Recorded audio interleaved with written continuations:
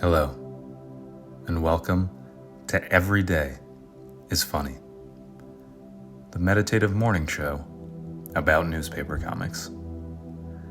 And it's Saturday. You know what that means? Yup, it's Submission Saturday. Wake the kids, call your mom. Well, if your kids aren't up yet, something's wrong. Bring them to the doc or try a different parenting style. It's a little late for that. But get everyone you know, it's Submission Saturday.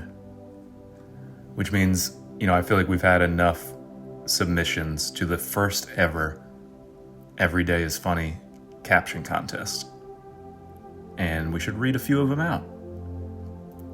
Now, I don't know if, again, this is not a prize or ranking sort of thing. I don't know that I'm here to choose a winner. But I appreciate all the submissions we got. We got a bunch. And I thought today might be a nice time, sipping some afternoon tea, to read out the submissions. Maybe I can start an Instagram poll with some of the top ones and people can vote. Or I won't do that at all and this all live and dies right here. Lives and dies. I screwed it up. I'm not gonna edit that.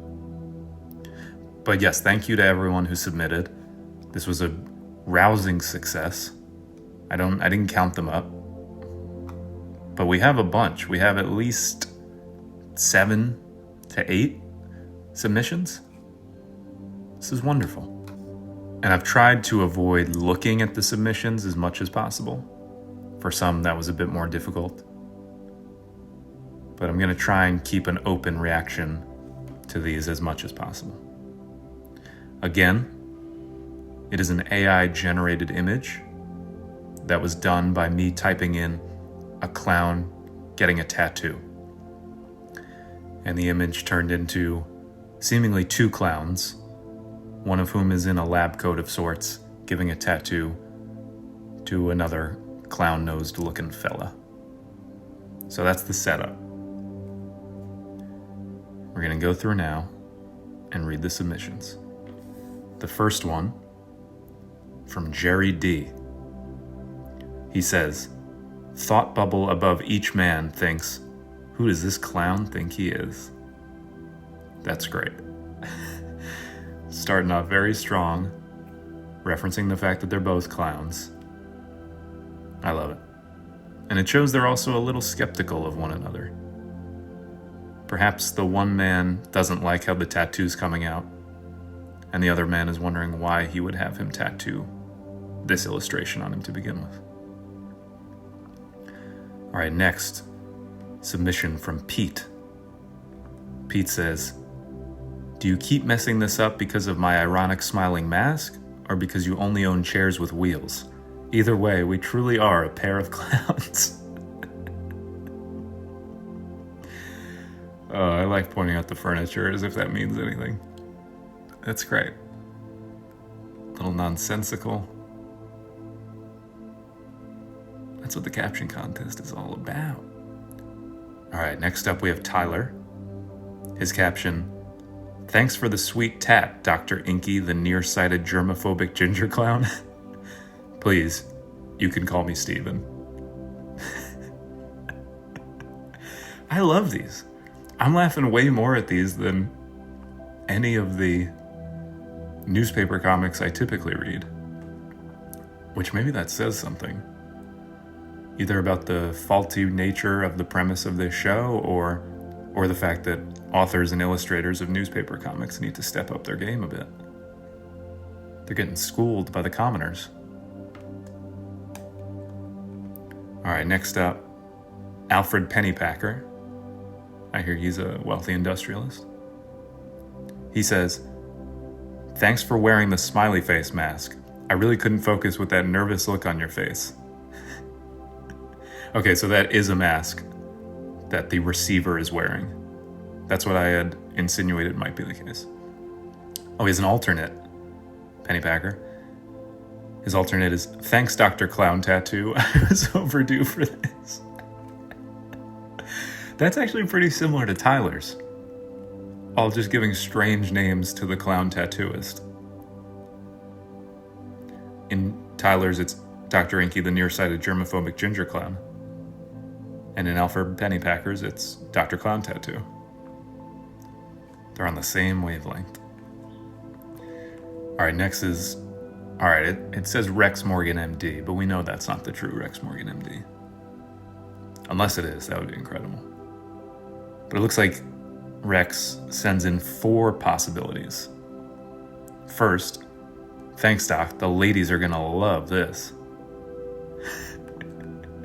Which, you know, one thing I'm fascinated by, nobody's tried to, in any of these submissions so far, which maybe we'll get there, no one's tried to decipher anything about what the illustration is. Which is fair, because it's very confusing and leaves much to the imagination, but... Second, from Rex, I'm finally 18. It's pretty good. Pretty simple. Next, this isn't going towards your deductible. And finally, wipe that smile off your mask because this is gonna hurt. That I like. It references the mask again, which I think is necessary. The idea of wiping a smile off a mask, and him saying this is gonna hurt while he's seemingly almost done with it. I love that. Next up, well, this is an honor, Senator Tommy Tuberville.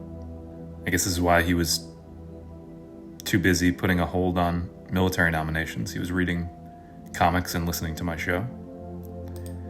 Tommy Tuberville, thanks for writing in. He says, aren't you worried they won't take you seriously at work? And he clarifies that could be spoken by either party. That's funny. Yeah, I feel like that's a layered response. That's very good. I like that one.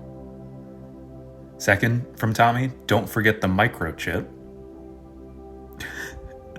I don't know if I get that one. Don't forget the... Is Tommy a conspiracy kind of guy? Is this like a vaccine sort of thing? Oh, maybe with the masks, it's the vaccine sort of thing? Okay. Next, the tattoo artist saying, what the fuck even is this tattoo? There we go. Someone addressed it. I like that. I love that the tattoo artist is... What the fuck even is this tattoo? That's great. Last one from Tommy. All right, one more line and no one will ever know about your neo-Nazi face.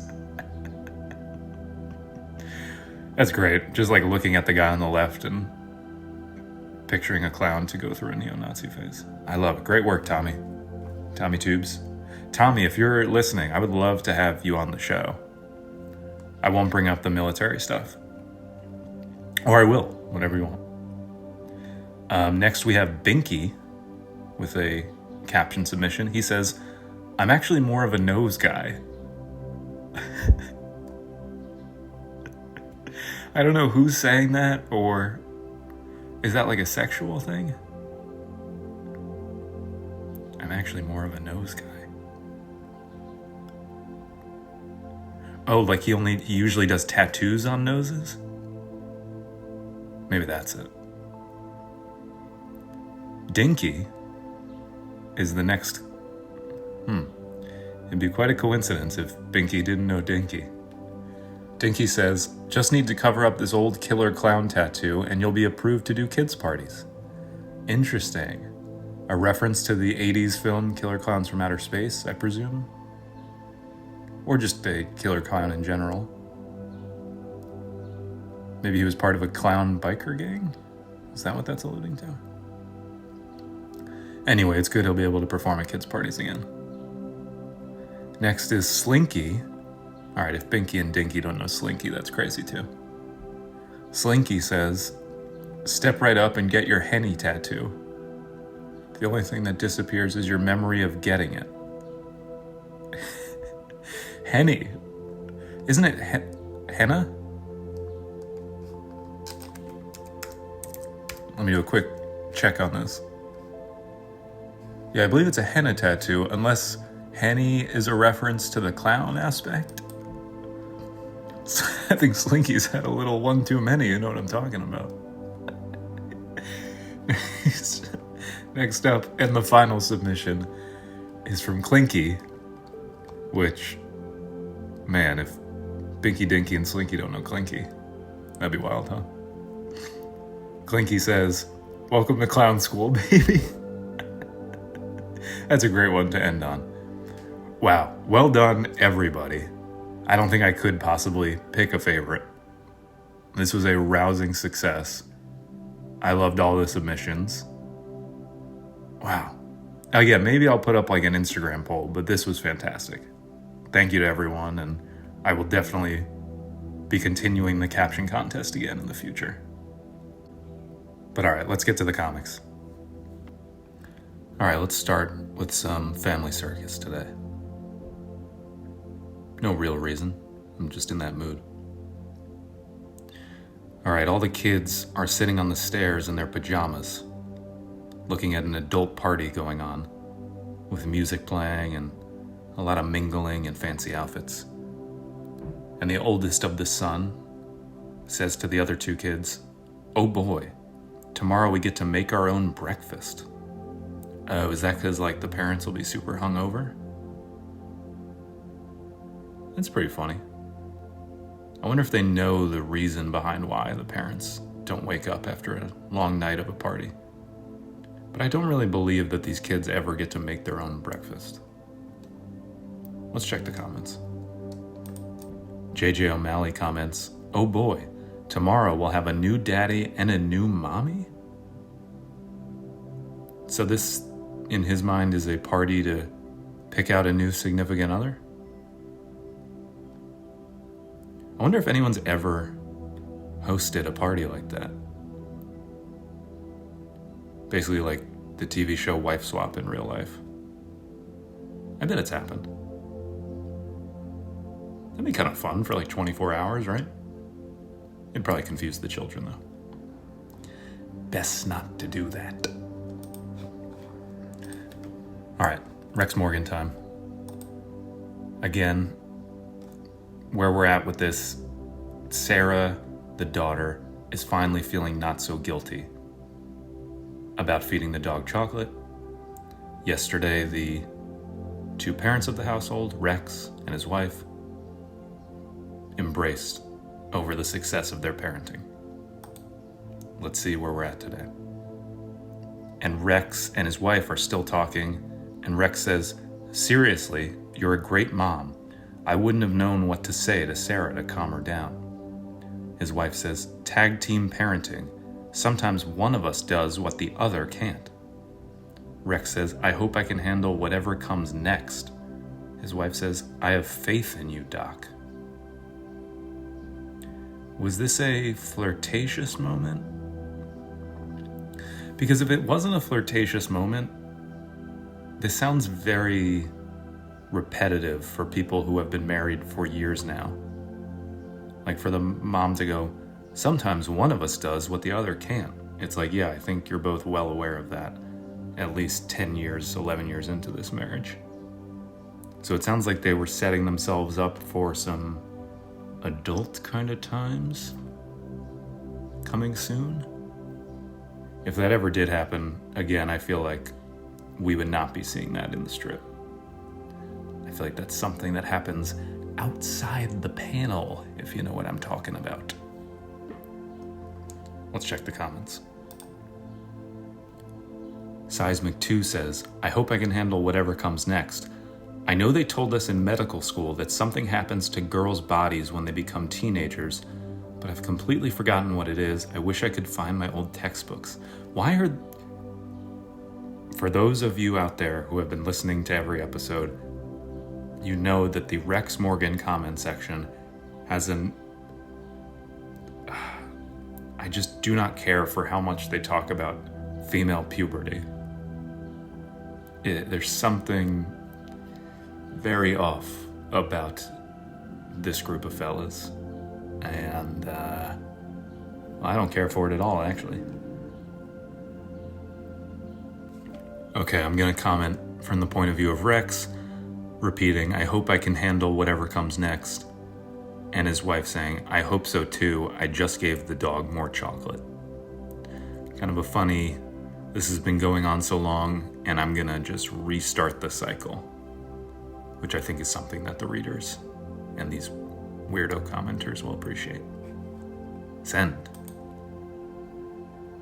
I don't know why on this show, every time I'm commenting, I then say send like I'm John Lovitz, but I've noticed I've been doing that. I might put a stop to that.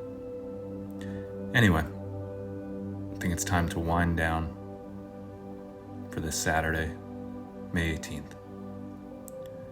I hope you have a lovely rest of your Saturday, and I'll see you tomorrow.